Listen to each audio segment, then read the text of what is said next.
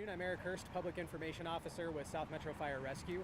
Earlier this afternoon, we had a severe thunderstorm come through South Metro's district, kind of working its way from the west side southwest through Highlands Ranch.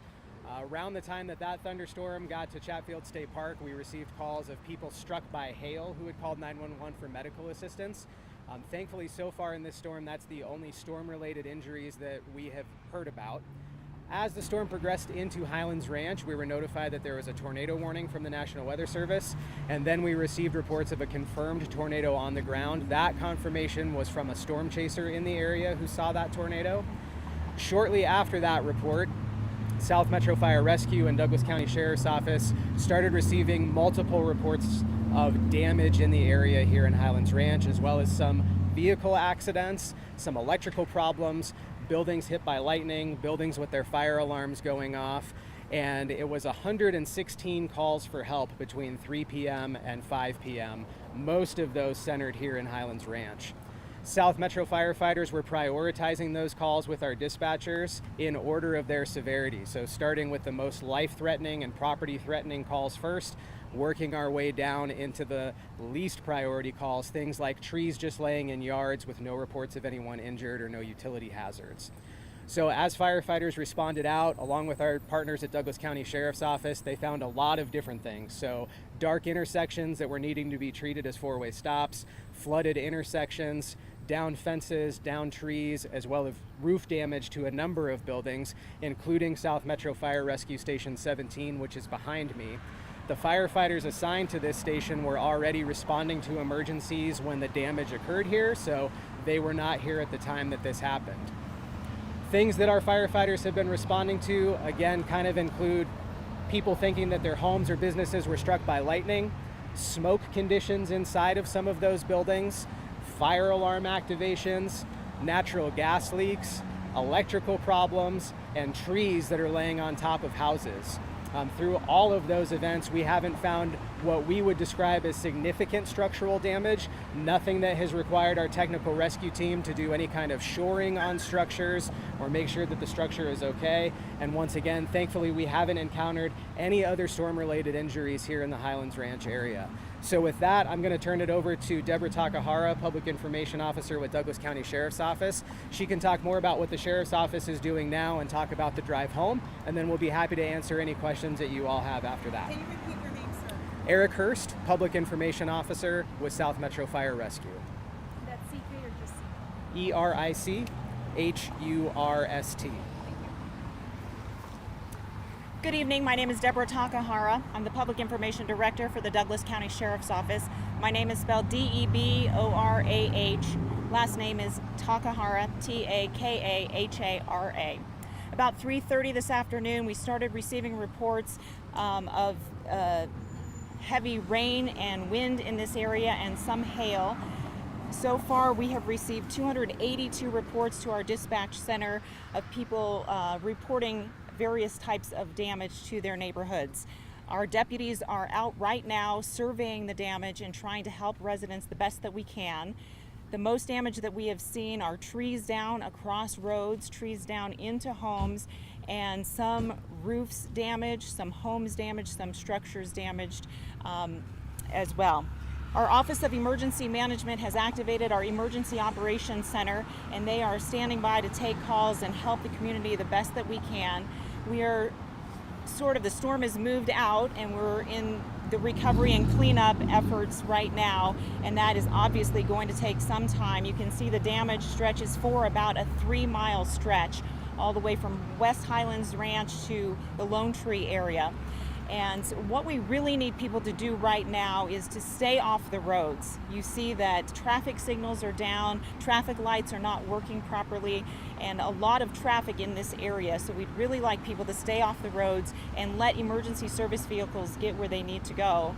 And also, if you have a non-emergency type of situation that you'd like to report, you can do that to our non-emergency line at 303-660-7500.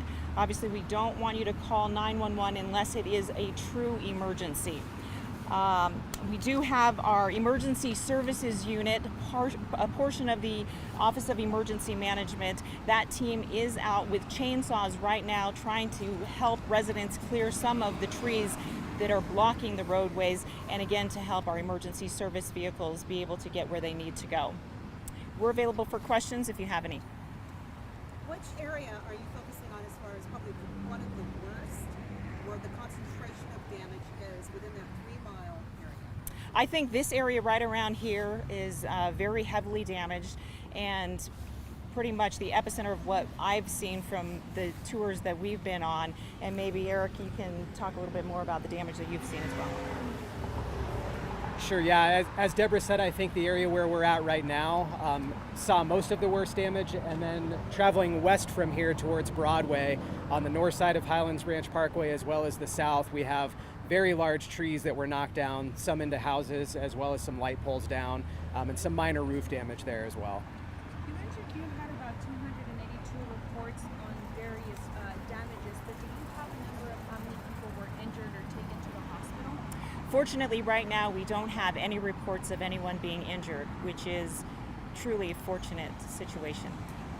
Your dispatch center took 200 and some odd calls, and you talked about 116 calls. Should we assume some of those are the same, or are these two different? Okay. I think there is some crossover. We're getting anything from traffic-related calls to trees blocking roadways, and then you've probably seen some structural calls as well from the fire department. Okay, so somewhere in the middle of that is probably our true number. Okay. Does Douglas County have sirens? Radio sirens, and if so, do they go off? I don't know the answer to that, but we don't have sirens. We don't have sirens. People should not don't have drive. Excuse me. People should not drive through streets.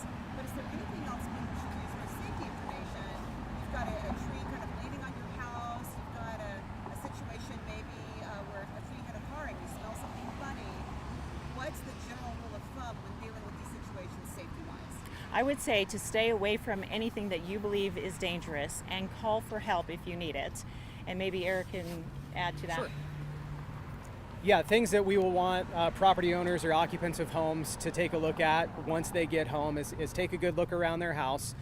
Before you walk under any trees, check them for damage. Just because a tree has been damaged doesn't mean it'll necessarily be laying down. So we're always concerned about tree branches falling and striking someone. So don't just walk around your house haphazardly. Really go slow, look up, look down, and all around for trip hazards or anything hazardous that might be above you or below you before walking around the house. We want people to be smelling for natural gas. It's a possibility that their natural gas meter could have been damaged. And if they do smell natural gas, that is certainly a call that can be made to 911. The fire department will come and do their best to secure that until Xcel Energy arrives. Along the lines of electrical hazards, if anybody sees sparking, if they see smoke or hear popping noises from their electrical box, that's an emergency as well. Please call 911 for that. The firefighters will come and make sure that the house is secure until Xcel Energy can arrive. And beyond that, if you're experiencing a lot of tree damage, if it's on your private property, that's the responsibility of you or your insurance company, and so you'll need to call an arborist to take care of those things. The fire department and the county, we will only be handling emergency situations that have to do with life hazard. So just for tree damage on property, an arborist is the right person to call for that. I'm not sure if you can answer this, but as far as electricity, is there a percentage of if an area had an outage, what percentage of that area, what area was without electricity and for how long? I haven't spoken with Xcel Energy to know how large the power outages are. However, I think they're very isolated. All of the main power lines that supply the homes in this area they're underground power lines. So we didn't see a number of calls regarding power lines down. We just don't have overhead power lines in this area. So most of what I've seen has been isolated to single intersections or probably isolated to houses that experience damage to their electrical boxes. Is any of the damage to the fire station things will cause hiccups to operations going forward? From what we can tell, the damage to the fire station won't affect our operations. It looks like our crews will be able to stay here tonight. I've just been hearing their station alerting going off for emergency calls. The inside of the station is intact, and I didn't see any water damage in there. So I think most of what we see, thankfully, is just cosmetic, and our firefighters will still be here responding to calls. Do you have portions of the roof that came off, or was it like hail damage? Like, what was the actual damage to the roof? I'm not sure exactly what caused the damage behind me. I venture to guess it was wind damage. Now, whether that was straight line wind damage or tornado damage, I can't say. Any other questions that we can answer? Thanks, sir. Okay, thank you for your time. Thank you.